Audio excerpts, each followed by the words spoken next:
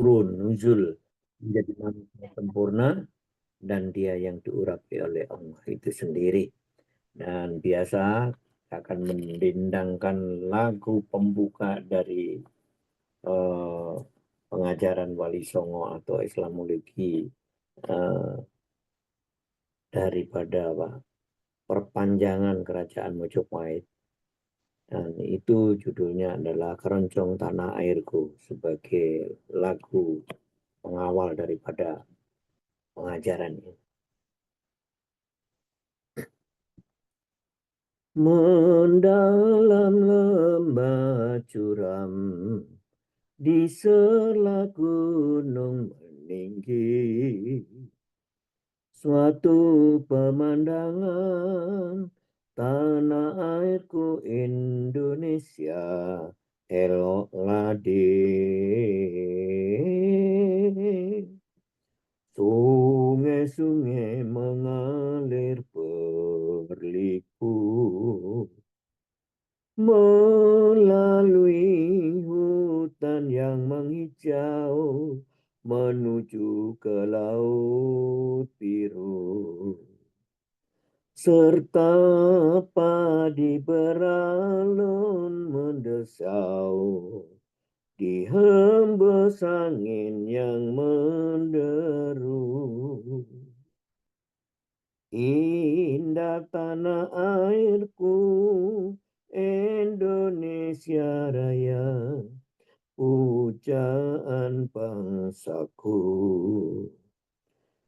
Tanah airku yang kaya raya, dengan pemandangan alamnya.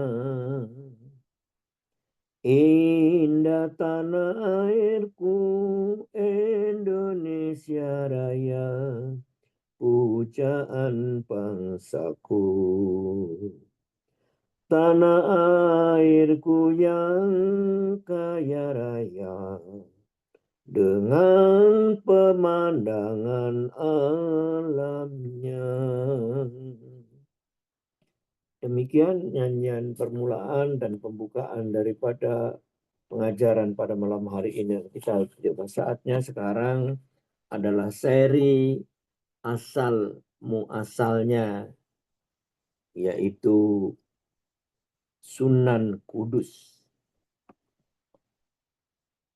Yang penyampaiannya adalah sebagai berikut. Tadi Bu Anita, ketua umum kita, oh iya, masih ada. Terima kasih Bu, selamat datang. Asal muasal daripada Sunan Kudus adalah sebagai berikut. Menurut salah satu sumber dan silsilah, Sunan Kudus adalah putra Raden Usman Haji yang bergelar Sunan Ngundung dari Cipang Panulan. Cipang Panulan ini adalah desa yang punya sejarah luar biasa, yaitu adanya mula pertama pertentangan antara Mataram kuno dengan daerah Kadipaten Cipang Panulang. Ada yang mengatakan letak Cipang Panulan ini di sebelah utaranya Kota Blora.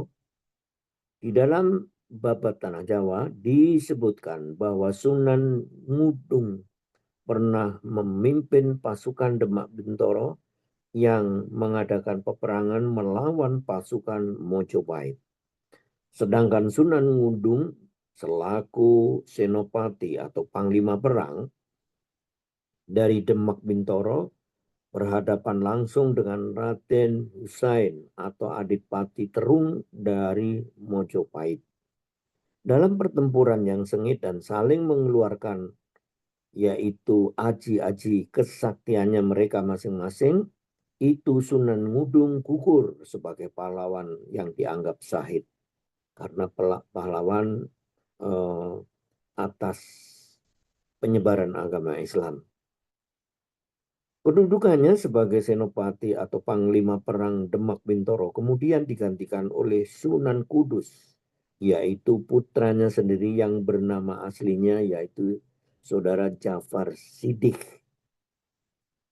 Pasukan Demak Bintoro hampir saja menderita kekalahan, namun berkat siasat Sunan Kalijogo yang adalah dari putra Bupati Wilotekto Kabupaten Tuban Jawa Timur yang sudah menjadi wali atau sunan, dan bantuan pusaka dari Raden Fatah, yaitu adalah raja pertama, raja Islam yang ada di pantai utara Jawa Tengah yang ada di Demak Bintoro. Yang dibawa dari Palembang berkedudukan di Demak Bintoro maupun di Mojopahit akhirnya berimbang. Selanjutnya melalui jalan diplomasi yang dilakukan oleh Patih Wonosalam dari Sunan Kalijogo, peperangan itu dapat dihentikan untuk sementara, yaitu Adipati Terung yang memimpin Laskar Mojopahit diajak damai dan bergabung dengan Raden Fatah yang ternyata adalah kakaknya sendiri. Kini keadaan berbalik. Adipati Terung dan pengikutnya bergabung dengan tentara Demak Bintoro dan menggempur habis-habisan terhadap tentara Mojopahit hingga ke belahan timur Jawa Timur. Pada akhirnya perang itu dimenangkan oleh pasukan dari Demak Bintoro. Selanjutnya adalah para guru-gurunya. Di samping belajar agama Islam kepada ayahnya sendiri, Raden Jafar Siddiq juga belajar kepada beberapa ulama Islam terkenal pada saat itu. Di antaranya kepada Kiai Terlingsing, Ki Ageng Rang, dan Sunan Ampel dari Surabaya. Nama asli Kiai Terlingsing ini adalah Delingsing.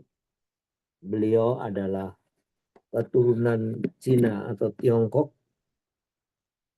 dari negeri Cina yang datang ke Pulau Jawa bersama Laksamana atau Jenderal Angkatan Laut yang disebut Cheng Ho yang beragama Islam pula.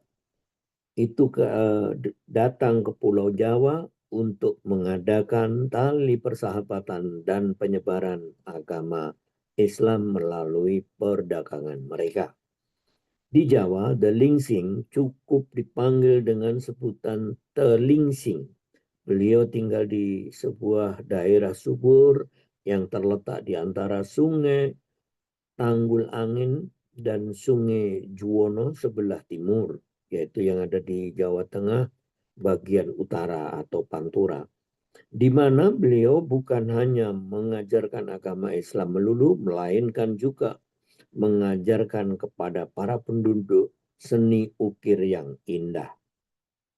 Banyak yang datang berguru seni ukir kepada Kiai Telingsing, termasuk Raden Jafar Siddiq itu sendiri, dengan belajar kepada ulama yang berasal dari Tiongkok atau daratan Cina.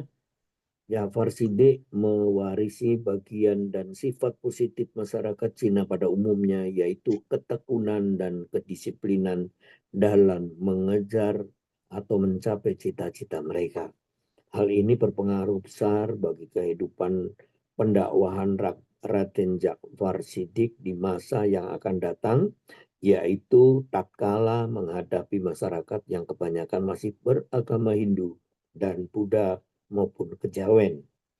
Selanjutnya, Raden Jafar Siddiq juga berguru kepada Sunan Ampel dari Surabaya selama beberapa tahun. Yang ketiga, cara berdakwahnya yang luwes. Siasat pendekatan kepada masyarakat. Sunan Kudus termasuk pendukung gagasan Raden Kalijogo dan Sunan Bonang yang menerapkan siasat dakwah kepada masyarakat sebagai berikut. Membiarkannya dulu adat istiadat dan kepercayaan lama mereka, yaitu Hindu dan Buddha, yang sukar untuk diubah. Mereka sepakat untuk tidak mempergunakan jalan kekerasan dan radikalisme menghadapi masyarakat yang demikian rupa. Yang kedua, bagian adat istiadat tidak sesuai dengan yang ajaran Islam itu sendiri, tetapi mudah untuk diubah, maka segera dihilangkannya.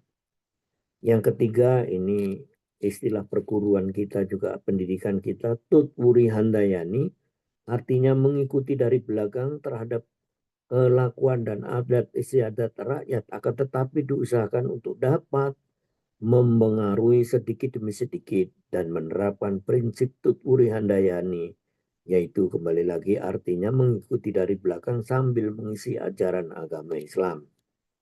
Yang keempat, menghindarkan konfrontasi secara langsung atau pertentangan, ya juga kekerasan di dalam cara menyebarkan keislaman dengan prinsip mengambil ikan akan tetapi tidak memberi keruhnya air yang ada di dalam ikan-ikan tadi. Pada akhirnya, boleh saja merubah adat istiadat dan kepercayaan masyarakat yang tidak sesuai dengan ajaran Islam. Akan tetapi dengan prinsip tidak menghalau masyarakat dan umat Islam pada umumnya. Kalau umat Islam yang sudah tebal imannya harus berusaha menarik simpati masyarakat yang bukan Islam agar mau mendekat dan tertarik pada ajaran Islam. Maka hal itu tak bisa mereka lakukan kecuali melaksanakan ajaran agama Islam secara konsekuen dan sesungguhnya. Sebab dengan melaksanakan ajaran Islam secara lengkap, dengan sendirinya tingkah laku dan gerak mereka atau gerak-gerik mereka sudah merupakan suatu dakwah yang nyata yang dapat memikat para masyarakat yang non-Islam atau Hindu dan Buddha serta kejawen. Siasat dakwah ini diterapkan oleh Sunan Kalijogo, juga Sunan Bonang sebagai guru spiritual dan agama dari Sunan Kalijogo itu sendiri, juga Sunan Muria, juga Sunan Kudus, dan juga Sunan Gunung Jati dari Cirebon. Karena siasat mereka dalam berdakwah tidak sama dengan garis yang ditetapkan oleh Sunan Ampel dari Surabaya, maka mereka disebut kaum abangan atau aliran di luar daripada Islam yang sesungguhnya. Sedangkan pendapat Sunan Ampel yang didukung oleh Sunan Giri dan Sunan Derajat disebut kaum putihan atau aliran Giri karena melewat dari pemikiran daripada Sunan Giri itu sendiri.